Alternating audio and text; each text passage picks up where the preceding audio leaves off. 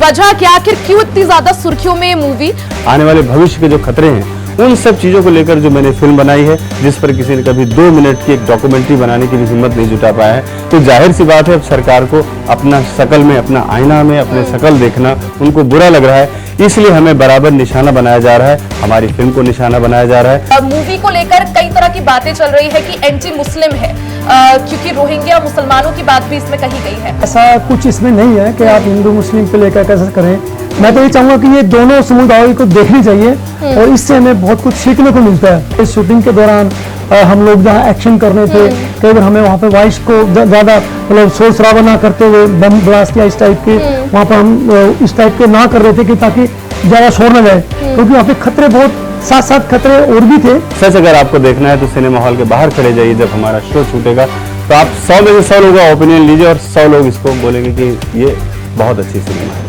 Vote bank की जो politics थी उसको मुझे लोगों तक पहुंचाना था, देश की जनता तक पहुंचाना था, इसलिए मैंने इस फिल्म पर रिसर्च शुरू किया और 1 साल में लगातार बंगाल के उन जगहों पर, सब जगह पर रहा जहां जहां मैंने अपनी फिल्म को जिक्र किया। जो मेरी फिल्म में जो घटनाएं हैं वो सारी रियलिस्टिक घटनाएं थी जो मैंने दिखाया फिल्म में।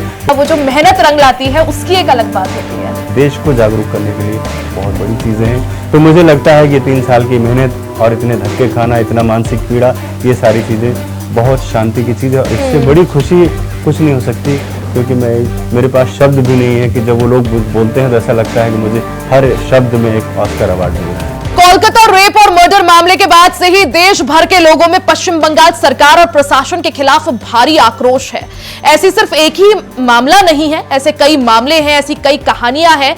पश्चिम बंगाल की जनता के कई सारे ऐसे मुद्दे हैं, चाहे वो रोहिंग्या मुसलमानों का मुद्दा हो, महिला सुरक्षा का मुद्दा हो या फिर पश्चिम बंगाल में लॉ एंड ऑर्डर का मुद्दा हो। नमस्कार, आप देख रहे हैं इंडिया वॉइस, मैं हूं आपके साथ रिया डंगवाल। पश्चिम बंगाल के जो असल ज्वलनशील मुद्दे हैं, आज इन्हीं मुद्दों को लेकर बातचीत करेंगे। ऐसे ही मुद्दों को लेकर एक बेहद खास फिल्म अभी हाल ही में रिलीज हुई है, the diary of West Bengal. हमारे साथ the diary of West Bengal के डायरेक्टर सनोज मिश्रा जी मौजूद है और the diary of West Bengal के एक्शन डायरेक्टर यामीन खान जी मौजूद है।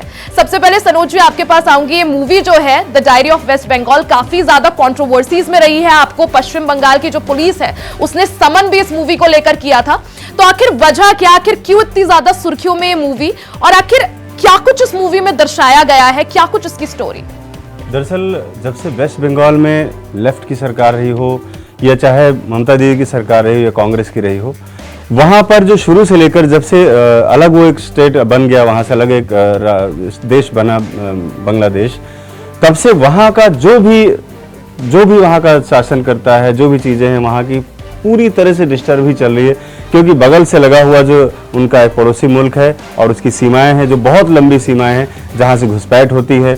और जो हमारे फिल्म का मुद्दा जिसको लेकर सरकार हमें बार बार निशाने पे ले रही है, वेस्ट बंगाल सरकार जो हमें निशाने पे ले रही है, उसमें सबसे बड़ी बात यही है, रीजन यही है कि कितने सालों में यहाँ पर जो कुछ भी हुआ है वेस्ट बंगाल में, जो आज हो रहा है, जो पहले हुआ, इसके बीच में जो चीजें आगे होने वाली, आने वाले भविष्य के जो खतरे हैं, उन सब चीजों को लेकर जो मैंने फिल्म बनाई है, जिस पर किसी ने कभी 2 मिनट की एक डॉक्यूमेंट्री बनाने की भी हिम्मत नहीं जुटा पाया है। तो जाहिर सी बात है अब सरकार को अपना शकल में, अपना आईना में अपने शकल देखना उनको बुरा लग रहा है, इसलिए हमें बराबर निशाना बनाया जा रहा है, हमारी फिल्म को निशाना बनाया जा रहा है।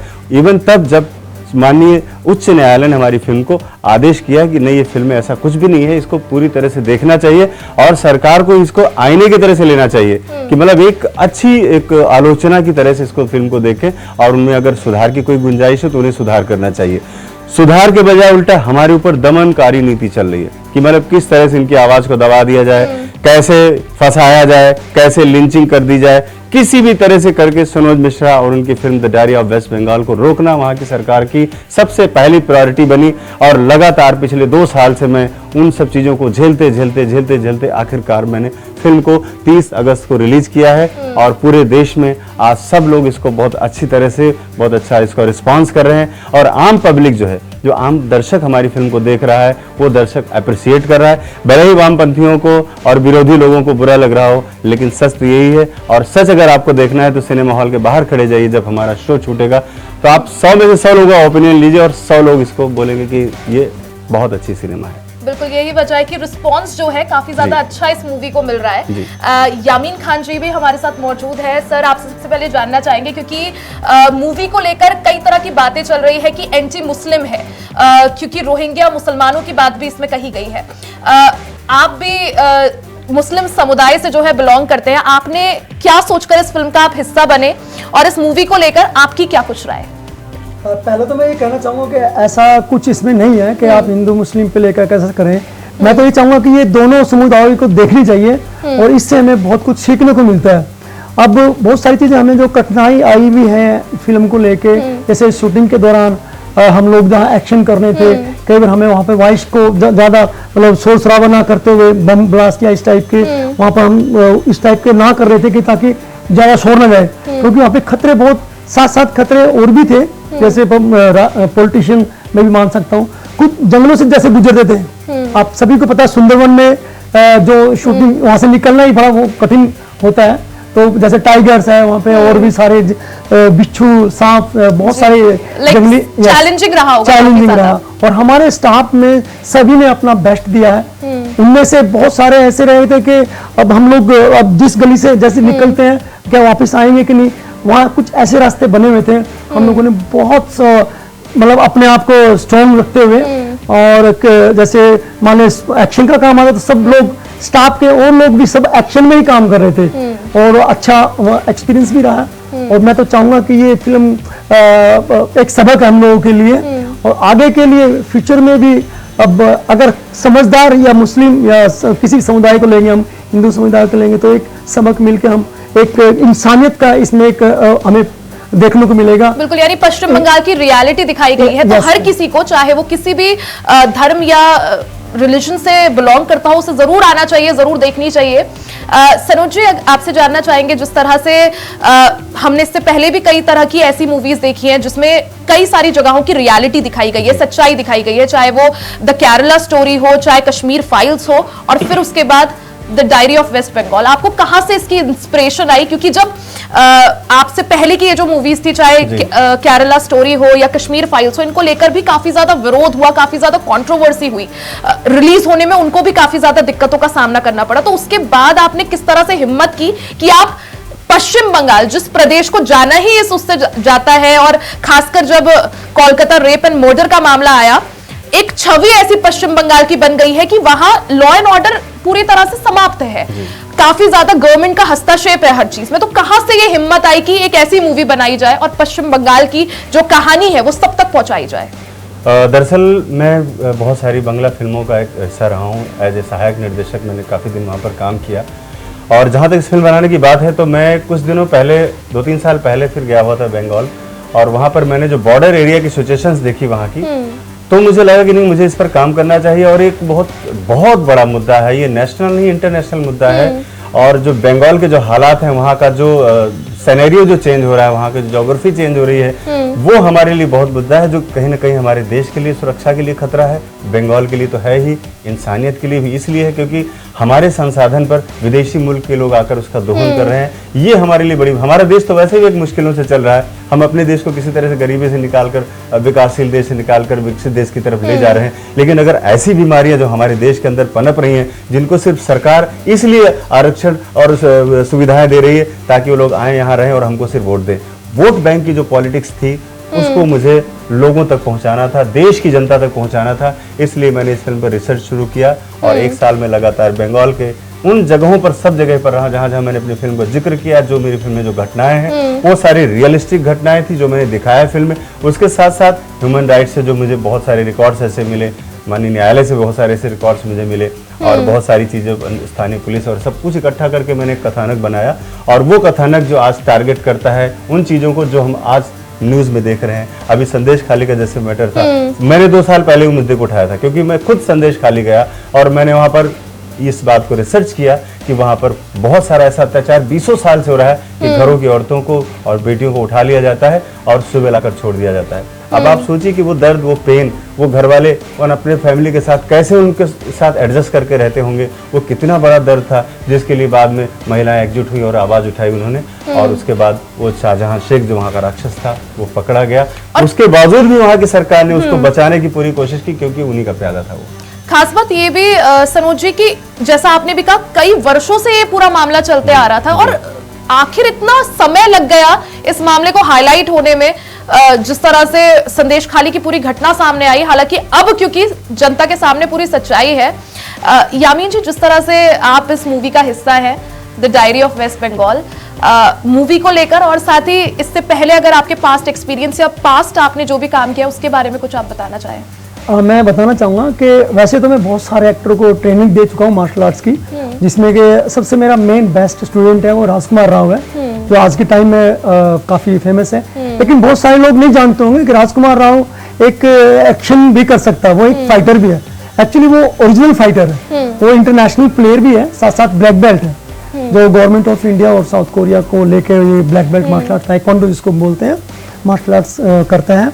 सो मुझे ब्रेक जो मिला, मुझे पहले भी वैसे सनोज मिश्रा जी ने ही कुछ फिल्मों में काम दिया था एज ए एक्शन डायरेक्टर ही, और कुछ फिल्मों में मुझे as a part actor acting भी कराई इन्होंने।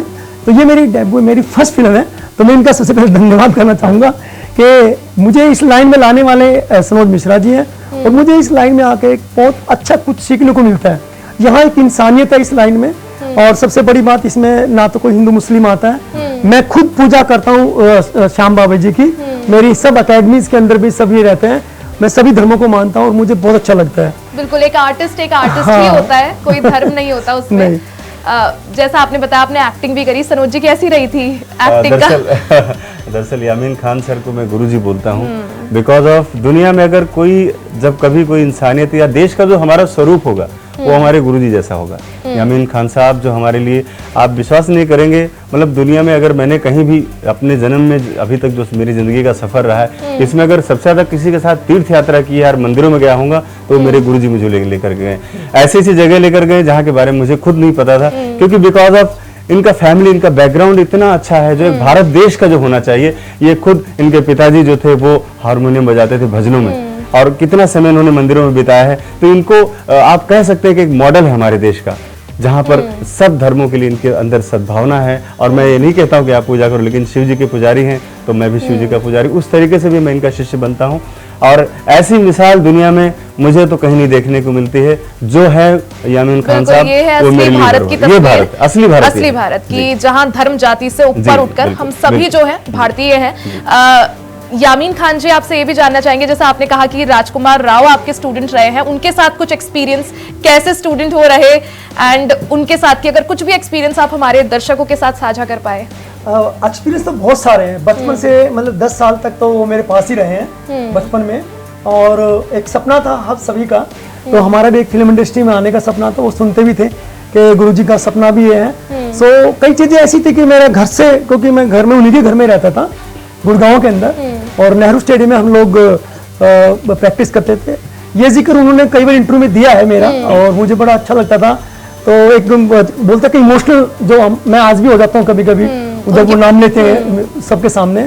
सेम वही सिचुएशन है जो जब कभी कभी मुझे इतना रिगार्ड और इतना सब कुछ मिल जाए सनोज जी की तरफ से, तो मुझे यहाँ फिल्म एक परिवार हमारा फैमिली की तरह, लेकिन मुझे इस इंडस्ट्री से अच्छा परिवार नहीं लगा मेरे अपने एक्सपीरियंस से।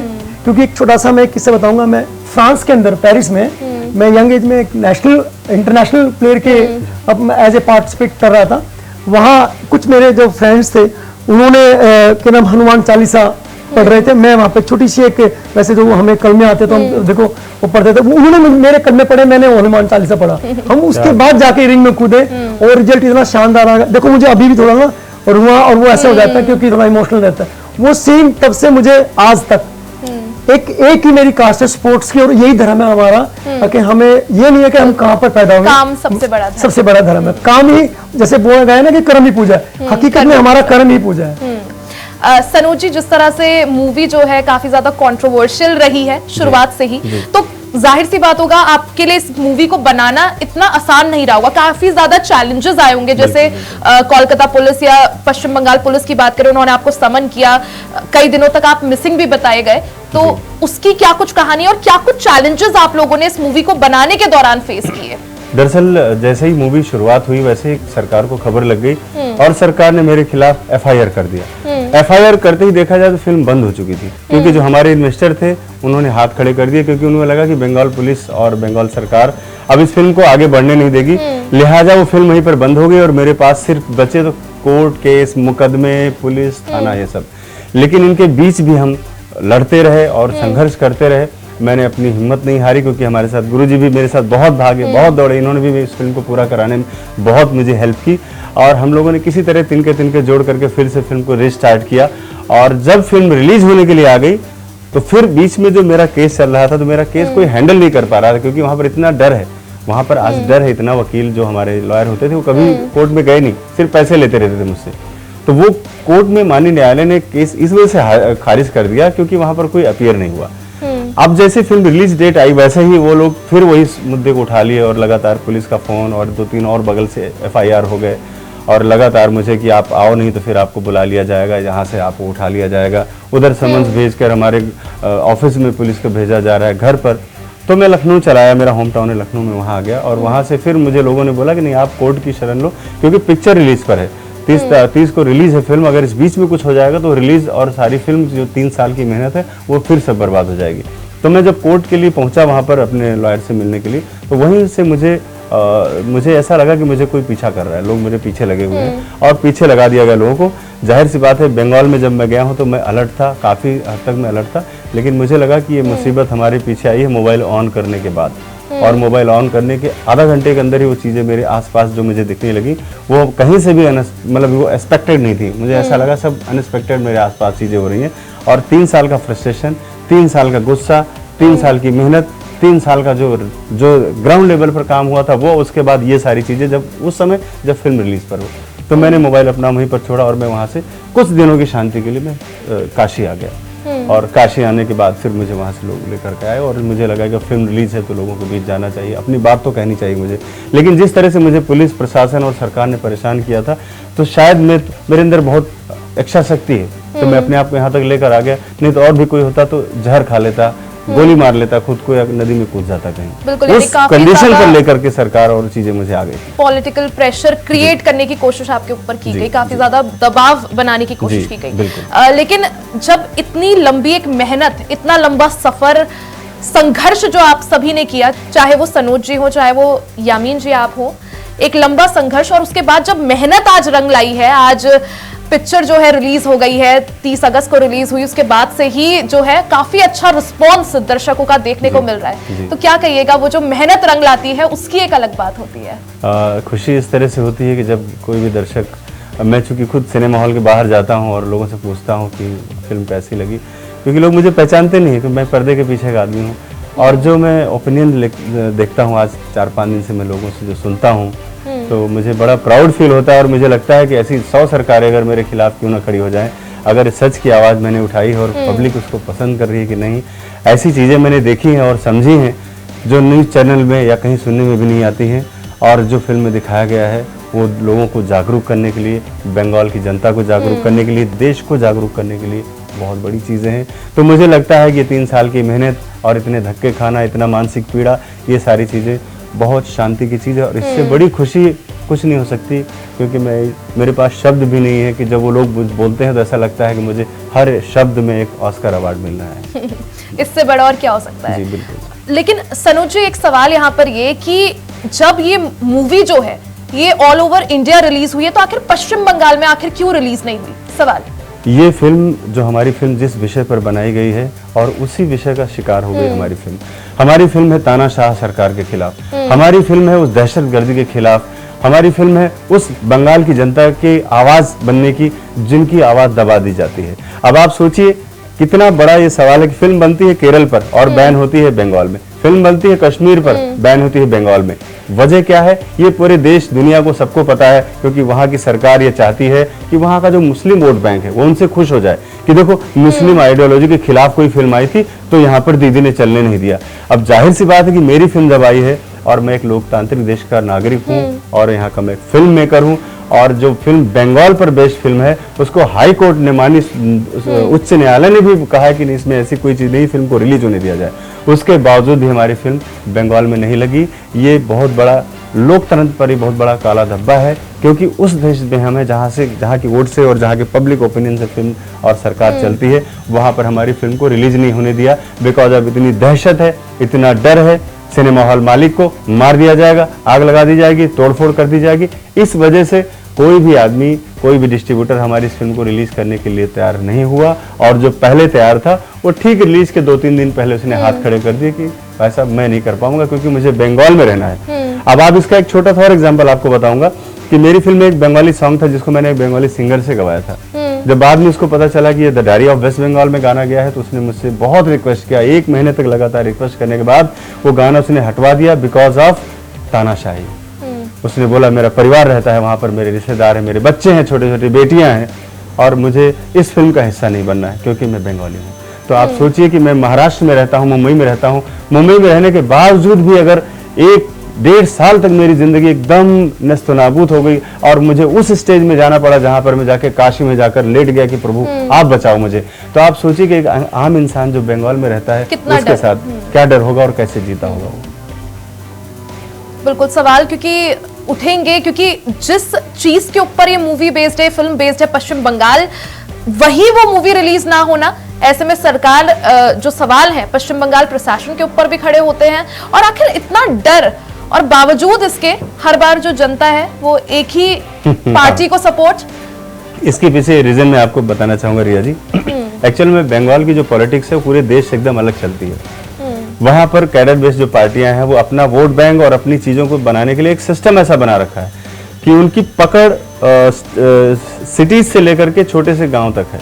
उस गांव के बीच में उन्होंने एक इतनी मजबूत चेन तैयार की है। वो चेन के लोगों को कुछ ना कुछ लाभ मिलता है, कुछ ना कुछ पोस्ट मिला हुआ या कोई ना कोई सरकारी सहूलियत मिलती है, नहीं कुछ तो कम से कम उनको पुलिस प्रोटेक्शन ही मिलता है, जिसके अंडर में वो सारे अपने वोटर्स को पहली बात तो उन पर नजर रखते हैं। दूसरी बात, अगर उनको लगता है कि हमारे एंटी वोटिंग हो रही है तो उसके साथ वहां पर क्या किया जाता है, वो हर साल बंगाल में आपने देखा होगा इलेक्शन में सबसे ज्यादा मार काट खून खराबा सिर्फ बंगाल में होता है। दूसरी बात है कि बाहर से विदेशों से बुलाए हुए लोगों को जिस तरह से बसाया गया है, नाप शनाप तरीके से उनको वोटर आईडी दे दी गए हैं, वो एक बहुत बड़ा वोट बैंक बनकर वहां के लिए खड़ा हो गया है जो एक पक्षी मतदान करता है। वहीं दूसरी तरफ जो हिंदू का वहां पे लोग बोलते हैं 50-60% है, लेकिन जो भी हो वाटेवर उनमें क्या है 10 पार्टियों में बटे हुए हैं और उसमें से आधे लोग ऐसे हैं जो वोट डालने ही नहीं जाते डर और दहशत की वजह से, क्योंकि बगल वाले भाई साहब जो हैं किसी गुंडे को अगर पता चल गया कि हमारी पार्टी के बजाय किसी और पार्टी को इन्होंने वोट दिया है तो उनके साथ क्या हश्र होगा ये मीडिया को भी नहीं पता चल पाएगा। क्योंकि ऐसी बहुत सारी कहानियां, बहुत सारे ऐसे किस्से हैं जो मैंने देखे हैं अपनी रिसर्च के दौरान और मैंने